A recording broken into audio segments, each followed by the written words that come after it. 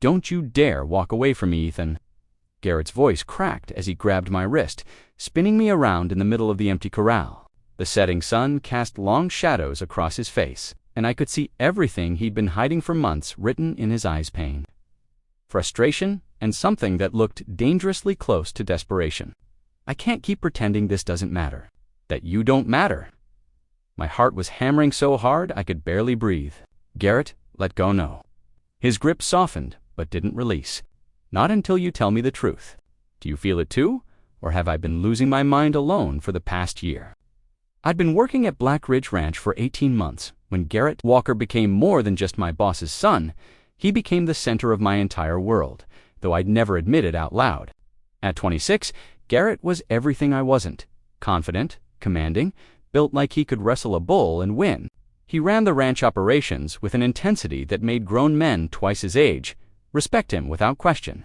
I was just Ethan Reed, 20 years old, barely keeping my head above water, grateful to have any job at all after my parents kicked me out. I kept to myself, did my work, and tried not to think about the way my pulse jumped every time Garrett walked into a room. The first time we really talked was during a particularly brutal summer week when half the ranch hands called in sick with some kind of flu. I was working the stables alone, already exhausted from a double shift, when Garrett appeared in the doorway. "Heard you've been here since 4 this morning," he said, his deep voice echoing in the barn. I didn't look up from mucking the stall. Someone's got to do it. "Yeah, but not alone for 14 hours. He grabbed a pitchfork from the wall. "Come on, I'll help." I finally met his eyes, surprised. "You don't have to. I know I don't have to." He stepped into the stall beside me, and I caught the scent of leather and cedar. "But I'm going to anyway. Now show me where you need me." We worked side by side for the next 3 hours, and Garrett talked. Not boss-to-employee talk, but real conversation. He asked about my life, my interests, what brought me to the ranch. I was careful with my answers, keeping things vague, but something about working together in the quiet barn made it easier to open up just a little. "You're good with the horses?" Garrett observed, watching me calm a skittish mare. "They trust you." "Animals are easier than people," I said without thinking, then immediately regretted it. But Garrett just nodded thoughtfully. "Yeah, I get that." After that night, something shifted between us. Garrett started seeking me out, asking my opinion on things, inviting me to work on projects together, bringing extra sandwiches from the main house for lunch. His father, Mr. Walker, noticed and started giving me more responsibility, which meant more time working directly with Garrett. "You're doing good work, son," Mr. Walker told me one morning. "Garrett speaks highly of you. Says you've got a natural instinct for the animals and the land." The praise made me uncomfortable, but it also filled me with a warmth I hadn't felt in years. For the first time since leaving home, I felt like maybe I belonged somewhere. Garrett and I fell into an easy partnership.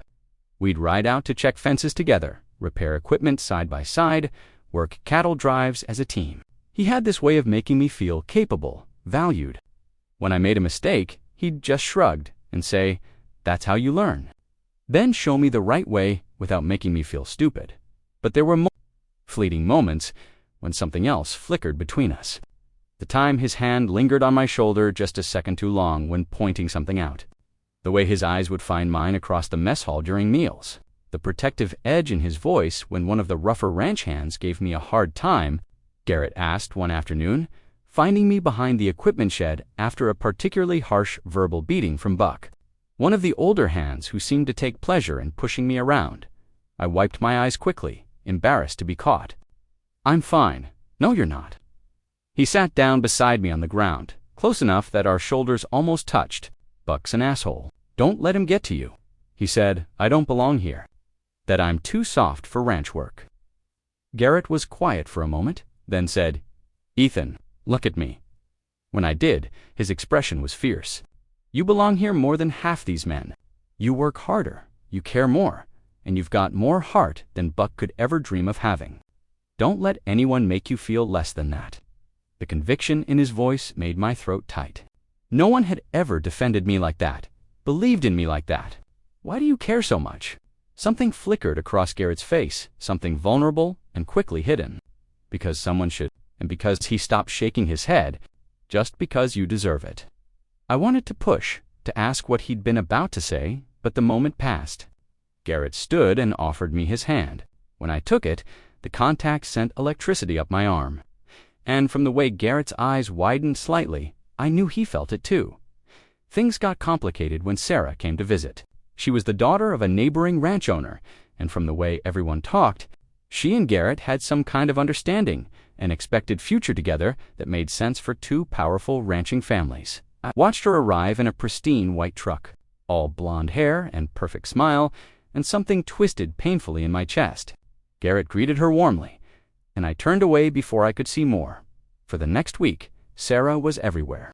She'd bring lunch out to where we were working, her hand casual on Garrett's arm, her laugh bright and confident. And Garrett, he was polite, attentive even, but I noticed the way his smiles never quite reached his eyes. The way he'd look around like he was searching for something or someone. I made myself scarce, taking assignments that kept me away from the main operations. If this was Garrett's future, I didn't need to torture myself by watching it unfold. Where the hell have you been? Garrett found me in the far pasture 3 days later, his expression thunderous. I've been looking for you, working, I said, not meeting his eyes. Isn't that what you pay me for? Don't be a smartass. He dismounted his horse, striding over. You've been avoiding me. I've been busy bullshit. He got right in my face, and I could see genuine hurt there. We were supposed to work on the new irrigation system together. You just disappeared without a word. You seemed occupied, I said, the words coming out more bitter than I intended. Thought you'd want to spend time with Sarah. Understanding dawned in Garrett's eyes, followed by something that looked almost like hope. Are you, Ethan? Are you jealous? No, the lie tasted like ash. I just know when I'm not needed. Not needed. Garrett laughed, but there was no humor in it. Jesus, Ethan, do you have any idea? He stopped abruptly, running a hand through his hair in frustration. Sarah's here because our families expect it. That's all it is. She seems to think it's more than that. Well, it's not. His voice was firm, almost angry. It's never going to be more than that. We stared at each other, the air between us charged with everything we weren't saying. I wanted to ask why, wanted to know what was in his head, but fear kept me silent. I need my friend back, Garrett said finally, his voice softer. These past few days without you, it's been hell. So whatever this is, can we just talk about it? But I wasn't brave enough for that conversation. There's nothing to talk about. I'll be at the irrigation site tomorrow morning. The hurt on his face nearly broke me, but I walked away anyway. Sarah left 2 days later, and the ranch seemed to breathe easier. Or maybe that was just me.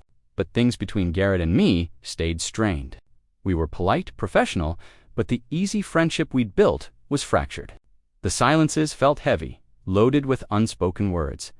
I hated it, hated the distance, hated the careful way we circled each other now. But I was terrified that if I let myself get any closer, I'd do something stupid like admit I'd fallen in love with my boss's son, with a man who could never want me back. The breaking point came during the annual summer rodeo. The whole county showed up, and Black Ridge Ranch was hosting. I'd volunteered to work behind the scenes, keeping the livestock organized and the operations running smoothly. I was checking on the broncs when I heard raised voices. Buck was drunk, getting aggressive with one of the younger hands, shoving him against the fence. Without thinking, I stepped in. Leave him alone, Buck. Buck's eyes were red-rimmed and mean. This ain't your business, Reed. I'm making it my business. Go sleep it off. He swung at me. I managed to dodge, but his second punch caught me in the ribs, knocking the wind out of me. I went down hard, and Buck was coming at me again, when suddenly he wasn't. Garrett had him by the collar, lifting him almost off his feet. The expression on Garrett's face was terrifying cold fury barely contained. You're done. Get your things and get off my property. Now, Garrett, your old man won't. My father put me in charge of personnel. You just assaulted one of my men. You're fired. He released Buck with a shove. I see you on this ranch again. I'm calling the sheriff. Buck stumbled away, cursing, but he went. Garrett turned to me, and the fury melted into concern. Jesus, Ethan, are you okay? I'm fine, I wheezed, trying to stand. My ribs screamed in protest. Like hell you are. He was beside me in an instant, arms supporting my weight. Come on, we're getting you checked out. He half carried me to the First aid station, ignoring my protests. The medic confirmed nothing was broken, just badly bruised, and wrapped my ribs. Through it all, Garrett stayed, his hand a warm, steady pressure on my shoulder. "You didn't have to do that," I said when we were finally alone. "Fire Buck or defend you." His jaw was tight, because I absolutely had to do both. "He could have hurt you. I don't give a damn about Buck." His voice rose. Then he took a breath, visibly calming himself. "I care about you." And seeing him put his hands on you, he shook his head. I've never wanted to hit someone that badly in my life. The raw emotion in his words made my heart race. "Garrett, don't," he stood abruptly, pacing. "Don't say whatever you're about to say, because I'm barely holding it together right now, and if you tell me to back off or that this doesn't mean anything, I don't know what I'll do." I stared at him, my careful walls crumbling. "What are you saying?" He laughed, sharp and pained. "I'm saying I'm in over my head, Ethan. I'm saying that for the past year, you've been the first person I think about in the morning and the last one before I sleep. I'm saying that watching you avoid me these past weeks has been torture. And seeing Buck touch you made me realize I can't keep pretending this is just friendship." My hands were shaking. "This can't happen." "Why not?" "Because you're you, and I gestured helplessly at myself. "I'm nobody. I've got nothing. My father expects me to run this ranch well, which I do. He expects me to be happy." And Ethan, he moved closer, his eyes locked on mine. "You make me happy, happier than I've ever been. So unless you're about to tell me this is completely one-sided, that you feel nothing when we're together, then I don't care about the rest of it." I should have lied. Should have protected us both by pushing him away. But I was so tired of hiding. So tired of pretending my heart didn't beat faster every time he was near. "It's not one-sided," I whispered. The hope that flooded Garrett's face was almost painful to witness. "Say that again?" "I feel it too." "God, Garrett, I've been feeling it for months." "But I'm scared." "Me too," he interrupted. "I'm terrified. But I'd rather be terrified with you than safe without you." We stood there in the medical tent, the sounds of the rodeo muffled around us, and everything else fell away. Garrett reached up slowly, giving me time to pull back, and cupped my face with one hand. "Can I kiss you?" His voice was rough, vulnerable. I couldn't speak, so I just nodded. Garrett closed the distance between us with aching slowness, and when his lips met mine, it felt like coming home and catching fire all at once. The kiss was gentle at first, questioning. But when I pressed closer, despite my aching ribs, it deepened into something that made my knees weak. When we finally broke apart, both breathing hard, Garrett rested his forehead against mine. "Been wanting to do that for so damn long." I managed, my voice shaky. "Yeah." He kissed me again, softer this time. "Ethan, I need you to understand something. This isn't casual for me. I don't know what the hell I'm doing, but I know I want to figure it out with you. If you'll let me." The vulnerability in his voice, this powerful man who commanded respect from everyone, laying himself bare for MIT, was almost too much. "I want that too, but your family will deal with it." His voice was firm. "My dad's a good man. He wants me happy. And if anyone else has a problem, they can take it up with me." "You make it sound so simple. Maybe it is." He pulled back just enough to look at me properly. "Maybe we're the ones making it complicated. Look, I'm not saying it'll be easy, but Ethan, you're worth fighting for. We're worth fighting for." I wanted to believe him. More than anything, I wanted to believe this could work. We talked for hours that night, sitting behind the barns long after the rodeo crowds had dispersed. Garrett told me about his own struggles with acceptance, about the pressure of family expectations, about the years he'd spent trying to be what everyone wanted instead of who he actually was. "When you showed up here," he said, "it was like someone turned on a light I didn't know was off. You made everything clearer somehow. Made me braver." "I'm not brave," I protested. "I've spent my whole life running and hiding. You survived, Ethan. You kept going even when your own family turned their backs. That takes more courage than anything I've ever done." His words settled something in my chest, some old hurt I'd been carrying that finally began to ease. The next few weeks were a revelation. We kept things quiet at first, not hiding exactly, but not making announcements either. We'd steal moments when we could a touch that lasted too long. Conversations that stretched late into the night. Kisses behind equipment sheds when no one was looking. But Garrett was right about his father. Mr. Walker called us both into his office one morning, and my heart nearly stopped.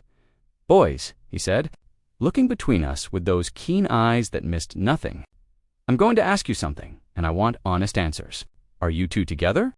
I felt the blood drain from my face, but Garrett just straightened his shoulders. "Yes, sir, we are." Mr. Walker was quiet for a long moment. Then he nodded. "Good, good," I echoed, shocked. "Son, I've watched Garrett his whole life. Haven't seen him this settled, this content, maybe ever. And Ethan, you're good for him. Good for this ranch. So yeah, good." He looked at Garrett. "Your mother's going to want details, you know. She's been suspicious for weeks." Garrett laughed, relieved and amazed. "I'll talk to her, see that you do. Now get back to work. Those fences won't mend themselves." We left his office in a daze, and once we were outside, I turned to Garrett. "That really just happened." He pulled me into a fierce hug right there in broad daylight. "Told you, we're worth fighting for." It wasn't all smooth sailing. There were ranch hands who made their disapproval known, though most kept their opinions to themselves after Garrett made it clear that respect wasn't optional. There were moments of doubt, times when I worried I wasn't enough, that I'd somehow ruin this, but Garrett was patient, steady. He showed me every day through actions and words that this was real, that he was in it for the long haul. We built something together, not just a relationship, but a true partnership. He taught me about ranch management, included me in decisions, made it clear I was his equal in every way that mattered. 6 months after that first kiss, Garrett took me out to the North Ridge at sunset. It was the highest point on the ranch, with views that stretched for miles in every direction. "I've been thinking," he said, standing behind me with his arms wrapped around my waist, "about the future, about what I want it to look like." My heart started racing. "Yeah, when my dad retires, this ranch will be mine, and I don't want to run it alone." He turned me to face him. "I want a partner in every sense of the word. Someone who knows this land like I do, who cares about it like I do. Someone who makes me better." "Garrett, I'm not asking you to marry me," he said quickly, though his smile was soft. "Not yet. But I'm asking if you can see it. A future here, with me. Building something together." I looked at this man who'd changed everything who'd seen, past my walls to the person underneath, who'd chosen me every single day, who made me believe I was worth choosing. "Yes," I said. "I can see it." The smile that broke across his face was brilliant, and he kissed me as the sun painted the sky in shades of gold and crimson, sealing a promise of tomorrow's we'd face together. Standing there on that ridge, wrapped in Garrett's arms, I thought about the scared 20-year-old who'd shown up at this ranch with nothing but a backpack and a desperate hope for a fresh start. I never could have imagined this finding not just a job or a place, but a home, a love that felt solid enough to build a life on. Garrett had been right. Maybe it really was that simple. Two people choosing each other day after day, through fear and doubt and every challenge that came, choosing love over expectations, authenticity over convenience, courage over comfort. "What are you thinking?" Garrett murmured against my hair. "That I'm glad Buck punched me." He pulled back, laughing. "What? Asterisk, asterisk? If he hadn't, you wouldn't have gone all protective and intense. We might have kept dancing around this for months. Oh, I'd have figured out some other way to tell you." His eyes were warm, full of affection. I was running out of patience. "Another week, and I probably would have just kissed you in front of everyone at dinner." The image made me laugh. That would have been one way to do it. "Yeah, well, subtlety was never my strong suit." He kissed my forehead, then my nose, then my lips. "But this worked out all right, don't you think?" "Better than all right," I agreed, and meant it with every fiber of my being. We stayed on that ridge until the stars came out, making plans and dreaming out loud about the life we'd build together. And when we finally headed back down to the ranch, Garrett's hand warm in mine, I felt something I'd never thought I'd feel. Certainty, the kind that comes from being fully known and fully loved anyway. The powerful cowboy. And the shy ranch hand sounded like the setup to a joke or a cliché. But standing there under the vast Wyoming sky, wrapped in a love neither of us had expected but both of us chose, it felt like the beginning of the most real thing I'd ever known, and I couldn't wait to see what came next. The end.